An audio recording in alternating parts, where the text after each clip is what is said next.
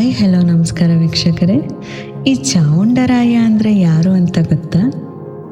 ಚಾವುಂಡರಾಯನಿಗೂ ಶ್ರವಣಬೆಳಗೊಳದ ವಿಗ್ರಹದ ನಿರ್ಮಾಣಕ್ಕೂ ಏನು ಸಂಬಂಧ ತಿಳಿದುಕೊಳ್ಳೋಣ ಬನ್ನಿ. ಯುದ್ಧರಂಗದಲ್ಲಿ ಸಾವಿರಾರು ಶತ್ರುಗಳನ್ನು ಸದೆಬಡಿದ ಒಬ್ಬ ಮಹಾನ್ ಪರಾಕ್ರಮಿ ಮಂತ್ರಿ ತನ್ನ ತಾಯಿಯ ಒಂದು ಪುಟ್ಟ ಆಸೆಗಾಗಿ ಇಡೀ ಬೆಟ್ಟವನ್ನೇ ಅದ್ಭುತ ಶಿಲ್ಪವಾಗಿ ಮಾರ್ಪಡಿಸಿದ ಅಂದರೆ ನೀವು ನಂಬ್ತೀರಾ? ಚಾವುಂಡರಾಯ ಕೇವಲ ಒಬ್ಬ ಮಂತ್ರಿಯಾಗಿರಲಿಲ್ಲ, ಆತ ಒಬ್ಬ ಶ್ರೇಷ್ಠ ಯೋಧ, ಕವಿ ಮತ್ತು ವಾಸ್ತುಶಿಲ್ಪದ ಪ್ರೇಮಿ. ಇವರು ಗಂಗಾ ವಂಶದ ರಾಜರಾದ 4ನೇ ರಾಚಮಲ್ಲ ಮತ್ತು 2ನೇ ಮಾರಸಿಂಹನ ಆಸ್ಥಾನದ ಪ್ರಧಾನಮಂತ್ರಿ ಆಗಿದ್ದರು. ಯುದ್ಧ ಭೂಮಿಯಲ್ಲಿ ತೋರಿದ ಅಪ್ರತಿಮ ಪರಾಕ್ರಮಕ್ಕಾಗಿ ಅವರಿಗೆ ಸಮರ ಪರಶುರಾಮ ಮತ್ತು ರಣರಂಗ ಸಿಂಹ ಎಂಬ ಬಿರುದುಗಳಿದ್ದವು. ಕನ್ನಡ ಸಾಹಿತ್ಯಕ್ಕೆ ಇವರ ಕೊಡುಗೆ ಅಪಾರ.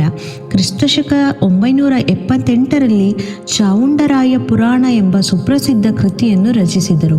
ಇದು ಜೈನ ಧರ್ಮದ ತೀರ್ಥಂಕರರ ಬಗ್ಗೆ ವಿವರಿಸುವ ಪ್ರಮುಖ ಗ್ರಂಥವಾಗಿದೆ. ಶ್ರವಣಬೆಳಗೊಳದ ಇತಿಹಾಸದಲ್ಲಿ ಚಾವುಂಡರಾಯ ಮತ್ತು ಬಾಹುಬಲಿ ವಿಗ್ರಹದ ನಿರ್ಮಾಣ ಅತ್ಯಂತ ರೋಚಕವಾದ ಘಟ್ಟ. ಇದ್ರ ಬಗ್ಗೆ ವಿವರವಾದ ಮಾಹಿತಿಯನ್ನು ನಾನು ಮುಂದಿನ ಭಾಗದಲ್ಲಿ ತಿಳಿಸ್ಕೊಡ್ತೀನಿ.